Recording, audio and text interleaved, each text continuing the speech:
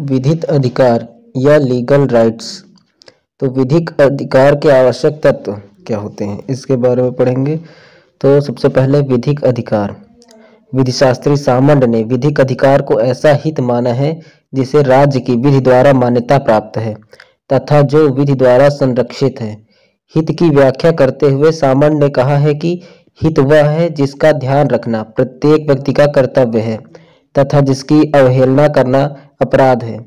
विधिक अधिकार को परिभाषित करते हुए प्रोफेसर ग्रे ने कहा है कि यह वह शक्ति है जिससे कि कोई व्यक्ति किसी अन्य व्यक्ति या व्यक्तियों को किसी कार्य या कार्यों को रोकने अथवा कार्य को न करने के लिए उस समय तक बाध्य कर सकता है जहां तक कि समाज से उसे यह शक्ति अन्य व्यक्ति या व्यक्तियों पर लागू करने हेतु प्राप्त होती है।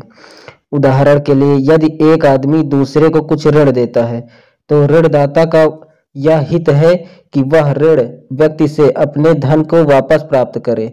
उसका यह वास्तविक अधिकार नहीं है बल्कि कानून द्वारा उसे दी गई यह क्षमता है कि वह दिया गया ऋण वसूल सकता है और उसका विधिक अधिकार होगा। विधिक अधिकार के आवश्यक तत्व। विधिक अधिकार में निम्नलिखित आवश्यक तत्वों का होना आवश्यक है। पहला, अधिकार का धारणकर्ता, पर्सन ऑफ इनहेरेंस। यह है कि विधिक अधिकार किसी व्यक्ति में निहित होता है। बिना व्यक्ति के विधिक अधिकार का अस्तित्व नहीं हो सकता। तथापि यह आवश्यक नहीं है कि अधिकार का हकदार व्यक्ति कोई निश्चित या निर्धारित व्यक्ति ही हो। उदाहरण के लिए अजन्मा बालक भी अधिकार का हकदार हो सकता है। दूसरा तत्व, अधिकार से आबद्ध व्यक्ति, द पर्सन ऑफ इंसीडियंस। विधिक अधिकार का प्रयोग किसी व्यक्ति के विरुद्ध किया जा सकता है। ऐसे व्यक्ति पर तत्संबंधी कर्तव्य करने का भार होता है। अतः जिस व्यक्ति को कर्तव्य करते हुए अधिकार का भार वहन करना पड़ता है उसे कर्तव्य का कर्ता या अधिकार से आबद्ध व्यक्ति कहते हैं। तीसरा तत्व, अधिकार की अंतर्वस्तु। विधिक अधिकार आबद्ध व्यक्ति को हकदार व्यक्ति के पक्ष में कोई कार्य करने या न करने के लिए बाध्य करता है। इस प्रकार कार्य या कार्य का लोप को अधिकार की अंतर्वस्तु कहते हैं। चौथा तत्व, अधिकार की विषय वस्तु। यह वह वस्तु होती है जिसके संबंध में अधिकार होता है या इसका प्रयोग किया जाता है। अधिकार का विषय भौतिक या अभौतिक, नियत का अनियत भी हो सकता है, परंतु हॉलैंड का मत है कि सभी विधिक अधिकारों में इस तत्व का होना आवश्यक है। उदाहरण के लिए खा जो है वो का नौकर है।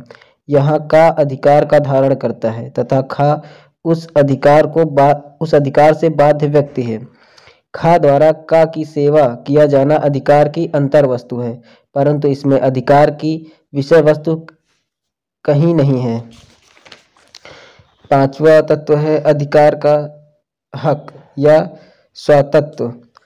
इन चारों तत्वों के अतिरिक्त सामंड ने एक पांचवा तत्व भी दिया है जिसमें प्रत्येक अधिकार के साथ अधिकार के धारणकर्ता का स्वत्व या हक जुड़ा होता है। स्वत्व उन तथ्यों या घटनाओं से उत्पन्न होता है जिनके कारण विधिक अधिकार धारणकर्ता में निहित होता है। सामंड एक उदाहरण प्रस्तुत करते हैं। यदि ए कोई जमीन बी से खरीदता है तो ए अधिकार का धारणकर्ता या स्वामी है। चूंकि इस प्रकार के अधिकार का प्रयोग समस्त विश्व के विरुद्ध किया जाता है, अतः समस्त विश्व कर्तव्य से आबद्ध है। ए को भूमि का अनन्य उपयोग करने संबंधी जो अधिकार है वह अंतर्वस्तु से आबद्ध है। ए को भूमि की अनन्य उपयोग करने से संबंधित जो अधिकार है वह अंतर्वस्तु कहा जाएगा।